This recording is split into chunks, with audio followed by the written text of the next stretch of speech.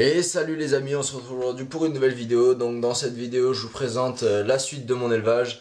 Donc il me reste quelques bêtes à vous présenter. Et même après cette vidéo là, il m'en restera encore deux que j'ai pas eu le temps de vous présenter. Donc on se retrouve pour une prochaine vidéo et je vous laisse avec des images de mon élevage. Fresh Kid Z, Fresh Kid C, yes sir. Fresh Kid P, Fresh Kid T. Oh yeah, we back. Oh, and Zafoon, by the way. Yeah, Jones. Yeah. Je vais vous montrer la Morelia Bredli que j'ai acheté il y a pas longtemps d'ailleurs, qui est arrivée il y a vraiment pas longtemps. Hop. Alors elle se met toujours sur les rebords donc je fais attention avec elle. Voilà.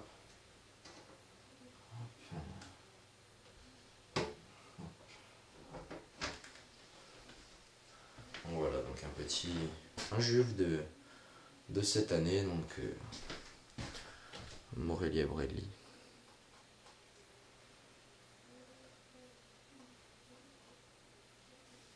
Elle est franchement adorable, hein. Il n'y a pas à dire, et puis vraiment très très belle. Je vais essayer de vous l'emmener un peu là. Forcément la mise au point ne va pas se faire. Alors on va essayer quand même.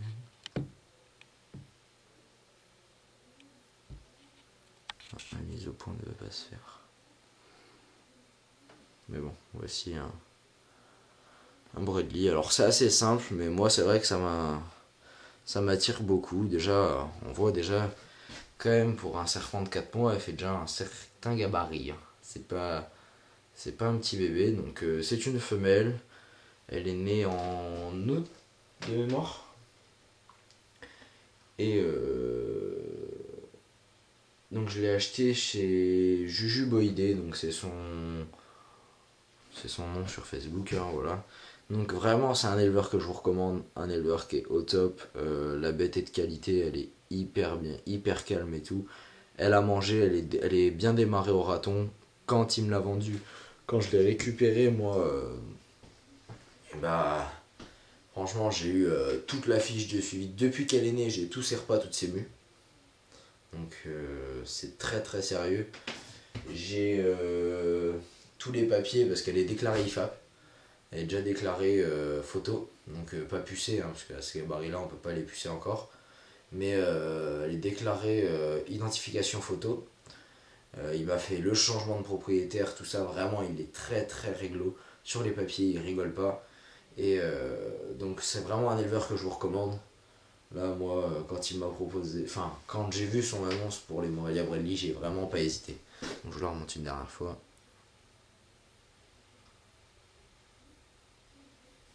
Donc Python de Bred. Et voilà.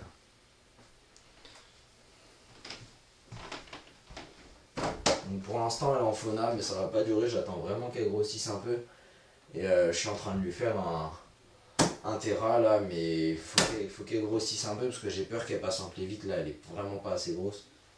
Donc j'attends qu'elle soit en terra avec impatience parce que vraiment elle bouge souvent, elle est souvent très très très souvent perchée, hein. Même tout le temps, hein, je la vois jamais par terre, ou alors si le soir quand elle chasse un peu elle redescend. Mais sinon c'est vraiment un serpent qui je pense va être très très intéressant à observer. Donc maintenant on va parler. Bon allez, elle est en mue donc elle est vraiment pas très très belle, mais je vais vous la sortir quand même. Donc encore dans le genre Elaf.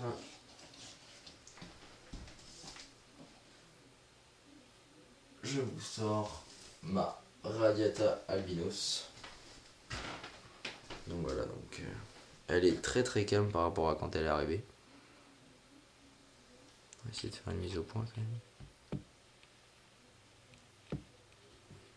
Ça marche pas.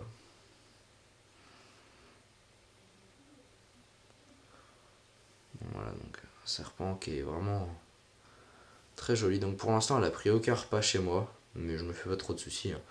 Elle a sauté qu'un repas pour l'instant, donc voilà. Ça fait vraiment pas longtemps que je l'ai. Mais comme là je devais la nourrir hier, mais comme j'ai vu qu'elle était en mue, bon bah c'est loupé pour ce coup, mais la semaine prochaine elle mangera, je pense sans souci.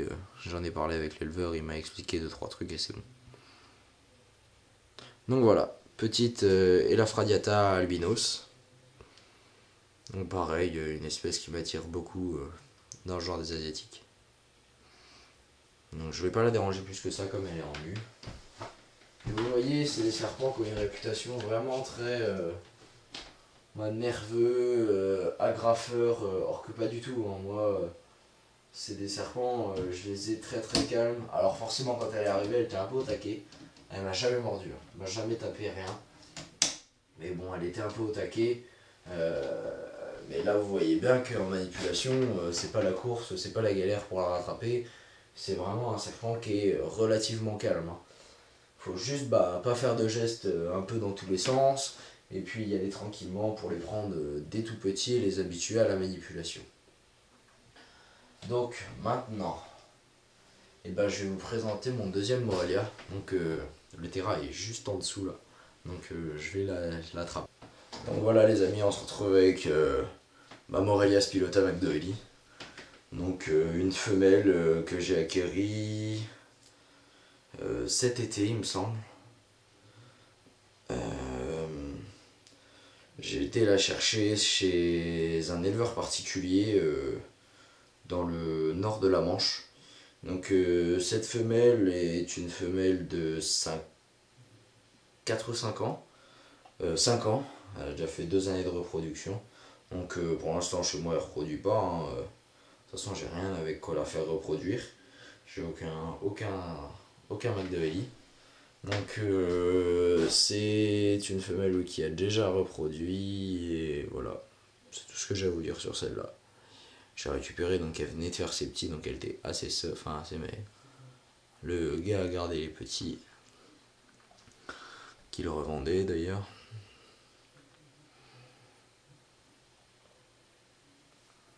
Donc voilà.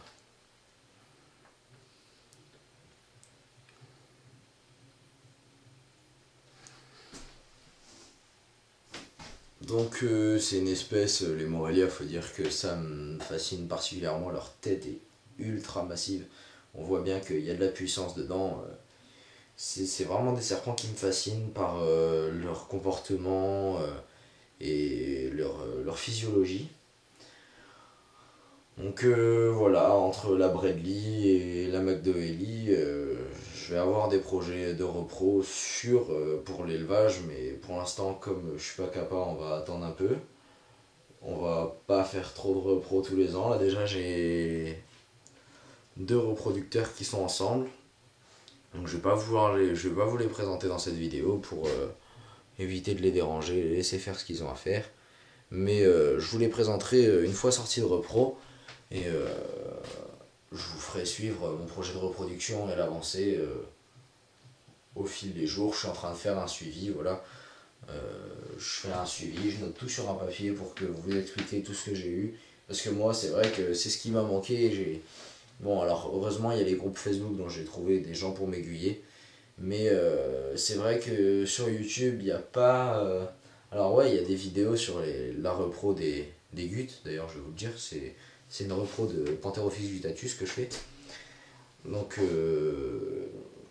il n'y a pas vraiment quelque chose qui explique clairement comment il faut procéder. Enfin voilà, ça c'est flou. Donc moi je vais essayer de faire un suivi vraiment très très net là-dessus. Donc je note tout sur un papier, le poids, la date de mise en présence, le poids de la femelle.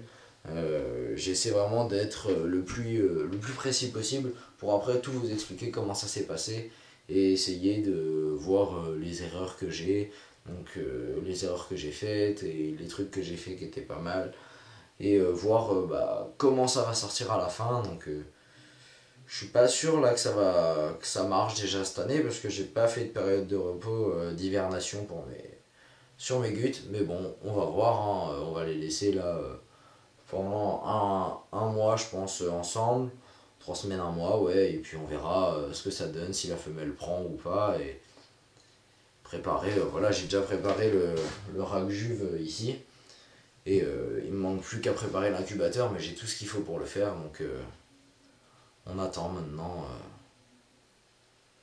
que la nature fasse les choses. Donc voilà, donc je vais la reposer et je vais vous montrer.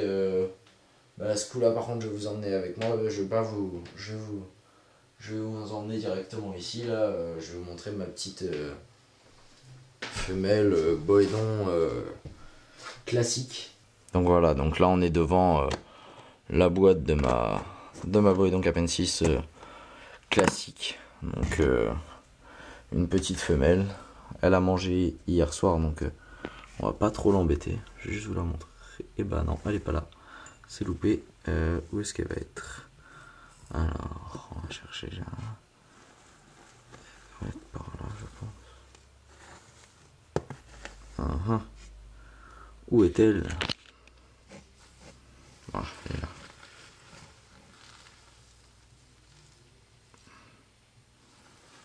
Donc, la voici. Donc, la boîte commence à être d'ailleurs un peu juste pour elle. Mais elle va récupérer un petit air à bientôt. Donc voilà. Petite femelle Boédon Capensis. Classique. Hop, on va la laisser tranquille. On va remettre la branche. Clac. Le couvercle.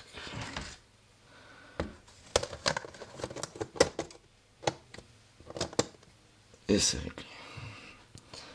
Donc maintenant je vais vous montrer ma Coleognathus Helena. Enfin, c'est un mâle de 2017. Donc c'est une petite espèce de serpent asiatique.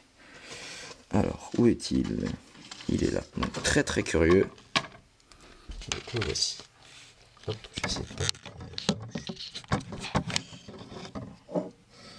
Donc le voici. Donc il est très cool, hein.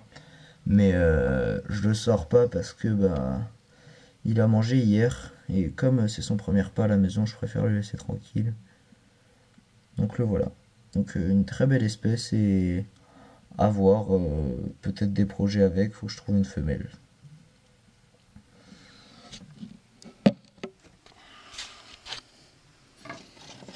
Voilà pour lui. Hop, donc les cales de galérien, on met un petit bout de carton, hop, et ça s'ouvre plus. Donc alors, je vais vous montrer mes deux gutes qui sont en repro actuellement. Donc vous voyez, je viens juste de les mettre ensemble. Alors, regardez comment ça se passe. Alors, la femelle est ici.